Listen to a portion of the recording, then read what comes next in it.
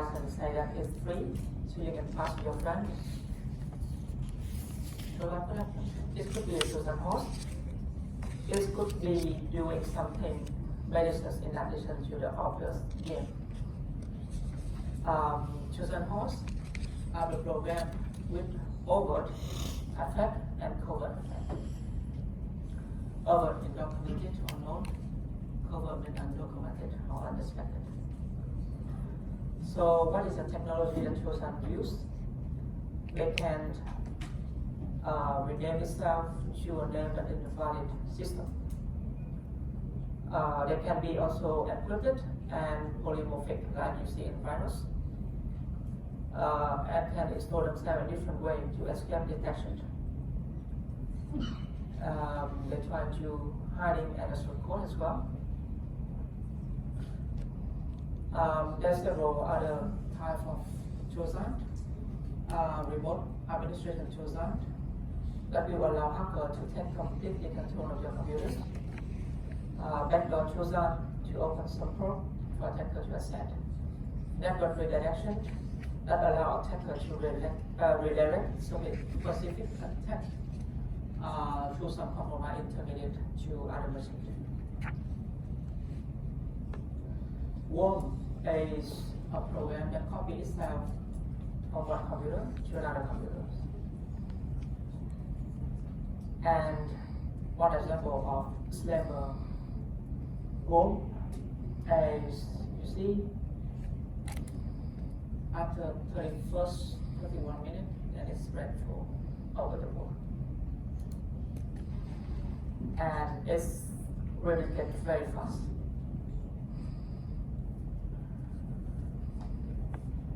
They use UDP with a connection less unlike the TCP. And they use the broadcast mechanism to spread out so they see quite fast. Bacteria is some program that create many instances of itself to burn up your resources.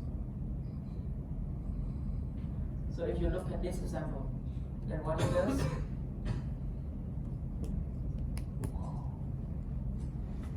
make the right tree. what it does, Make a file. Create files. create a folder, go into it, create a folder, So undefinite loop. Logic bomb is also a program that performs malicious action when some external event occur. They can try to plan some Trojan horses in system using logic bomb. The most common logic used is data matching. Okay, so we learned about malware. So how to defend it? So malware, they act at both data and instruction. A virus that they insert a code or a set of instructions in case of macrovirus into another program, and the set of instructions introduced in data. The virus will execute itself, the set of instructions introduced at the executable. And protection, we try to treat all the program as a type data. And some other certifying authority, they can change the type to acceptable after verifications. We try to against the malicious code. So when a user executes the malicious code, then the code can access and affect the object within the user protection domain. We try to protect it, by limiting the object accessible to a given process run by the user. We can try to use information flow metric. We try to reducing the write, or we can use sandboxing. What is information flow metric? So this will be defined the flow distance metric for some information. So initially, all information will have the metric 0. Whenever X is shared, this will increase to 1. Whenever X is used as input to computation, the flow distance of the output is the maximum of the flow distance of the input. Information is accessible only while the distance is less than some value. So we have some value to bound it. So here is some example.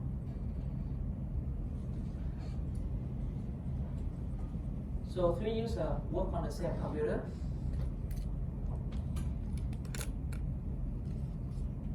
You have some value for each user. And A create a program that contains a virus. B execute B. At first, the flow distance of B is 0, right? So when the virus infects the file Q, the flow distance of virus is 1. So B can accept it because B value is 2 greater than 1. So B can accept it. So copying accepts it. If C execute Q, when the virus tries to spread to her file, its flow distance equals to 2 and it cannot because the value of C is 2. And C can execute a file with distance 0 or 1. So basically, the infection is not permitted. However, C can execute B because the flow distance now is 0. And C can access the data with flow distance 0 or 1. So they can execute C and then the virus might spread.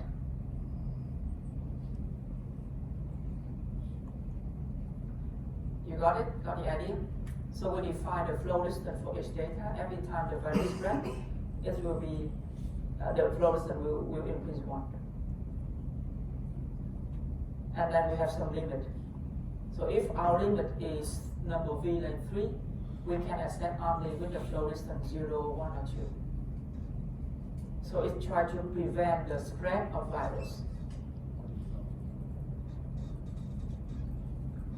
The next is try to reduce the write. Okay?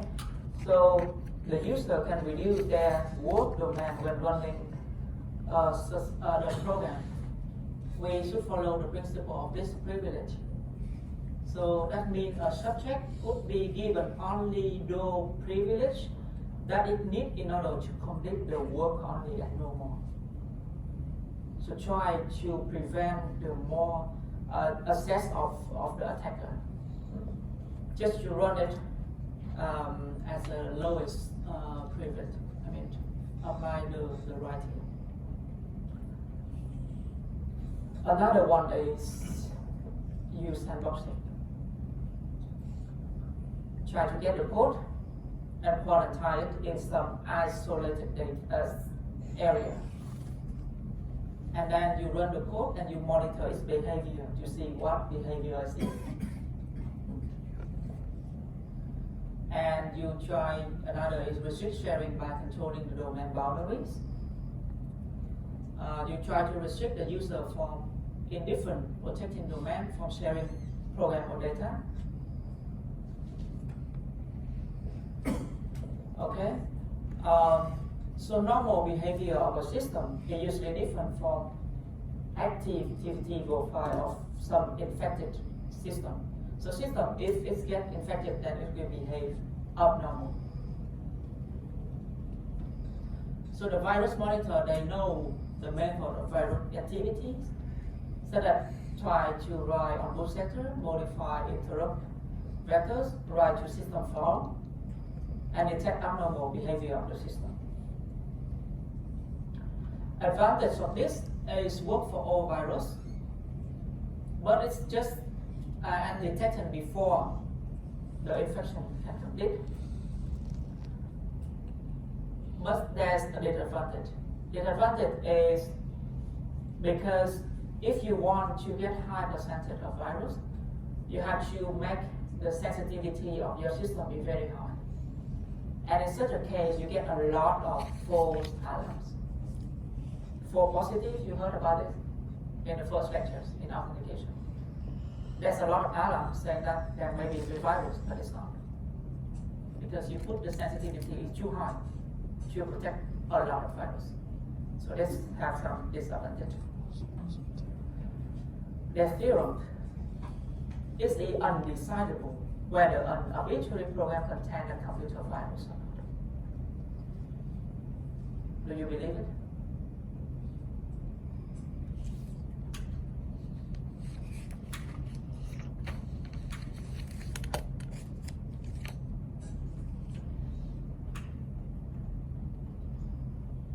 Do you believe it? Seems you, huh? Very, very hard to decide whether that program can contain a virus. Another way to detect virus is to run several copies of the same program or algorithms. Running several doesn't mean that running the program several times, but you have several copies of it and run it independently. Okay? And because you run it, the program independently, several copies of it, to see if there's some abnormal behavior between comparing the result of the running and to see what's in the abnormal behavior, then you may conclude there may be something wrong with the program.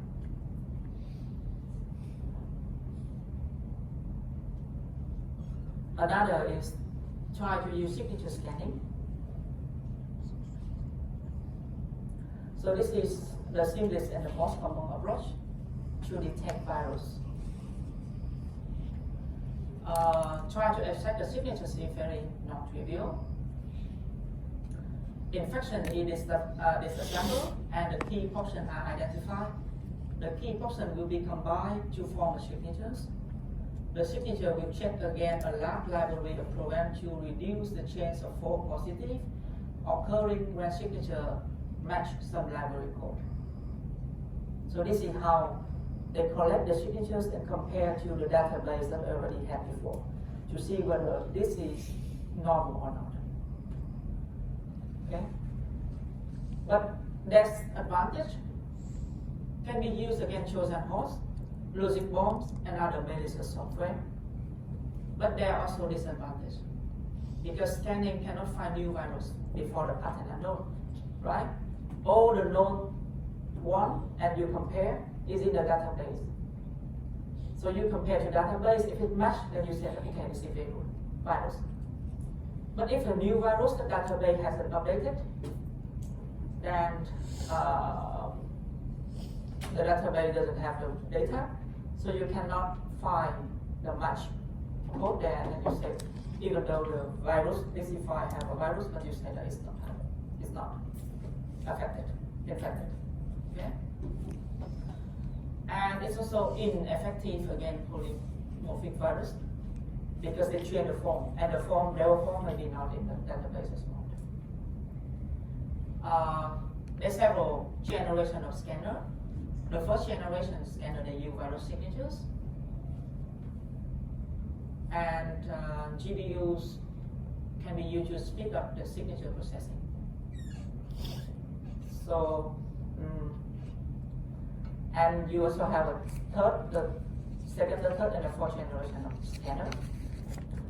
The second generation scanner don't just use the specific signatures because the signatures of many various chains in the set of polymorphic. It's used a lot of optimized search machines, like looking for the code and often associated with malware, encryption, compression, and so on. Or they may use integrated check. So one method to use is to use multi-relation detection code. They will apply some function to a file to obtain a set of bits called the signature block, and then protect that block. Okay? You apply this to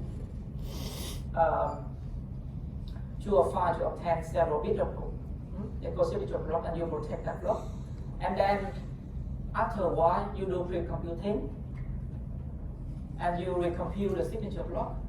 And if you see a different, then you know that it's already changed. And that's virus possible, the result of a malicious code. And also you consume the key hash function, like you have a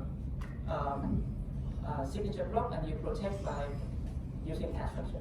And after doing that, you compute, you have a new block and you do the hash function. If both hash values are different, you know that the blocks are on chain already.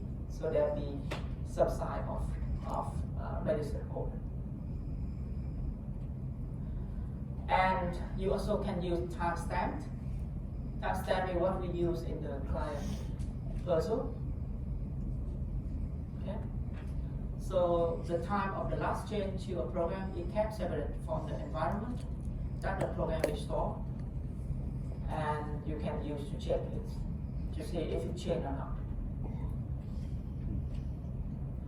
The third generation, they can detect virus by behavior. For example, they attempt to interact with certain system files that could trigger detection. The fourth generation, they use a collection of antivirus techniques together, several techniques. Here is the digital immune system that normally you should employ. Understand what I mean? Okay, so maybe I will read it from the text. It will be easier to.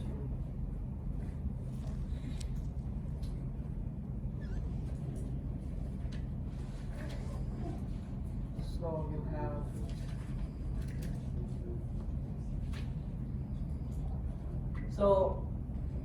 we should implement some kind of digital immune system. The purpose is to provide a rapid response to virus.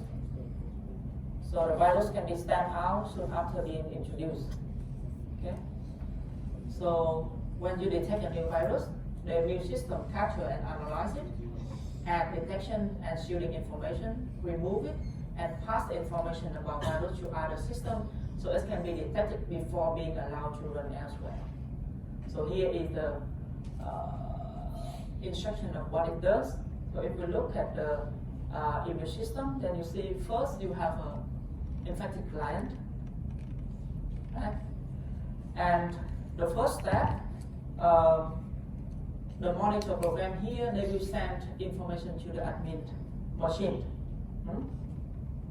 So they will take a copy and they send to the admin machine. And then second step in admin machine, they will encrypt the virus. Encrypt, try to protect it to be spread, okay? And then send to an isolated kind of room or place to analyze it. Like virus analyze machine. Here, you will analyze what is the behavior of the virus, how to detect it, and how to remove it.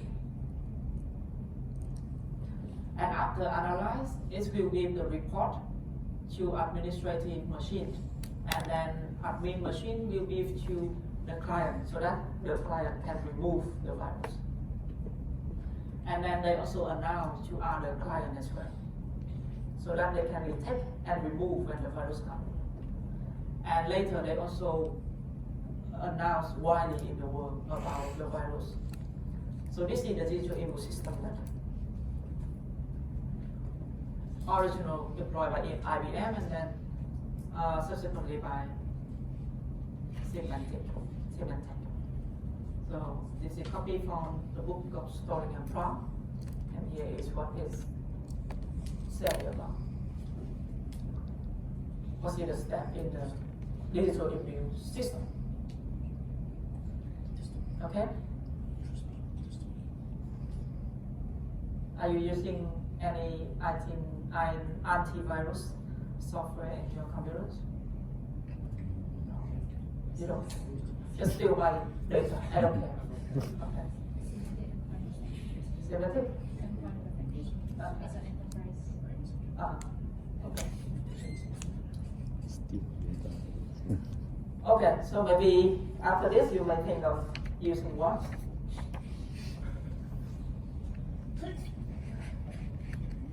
Okay, so this is how it works.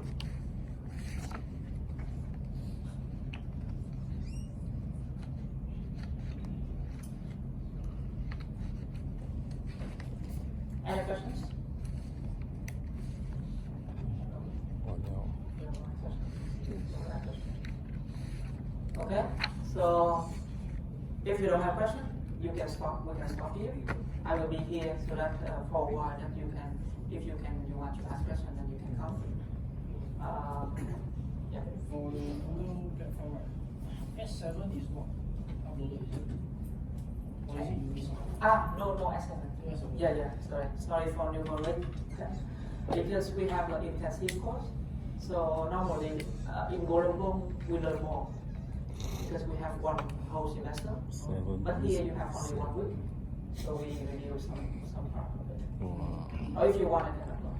Then how about 8B as well? 8B also uploading? 8B. 对哦， Yes, you got S8. 才好嘛，少一点， Yeah, 那 yeah. 读到小了 ，intentionally。 If you want to see, then I will upload.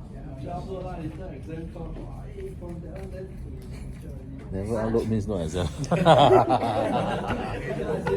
if during exam they got some details from the slides then diary? Set by No, set by you, right? You Set by set. you. You set. Not set Because by I you. will design the exam. Oh. maybe just upload for additional knowledge. Upload the exam. No, Yeah, I understand. Yeah, I'm just kidding. don't take exam lah. Okay. 你看哦，收集了7跟 Any other 6没有看。 request except for exam?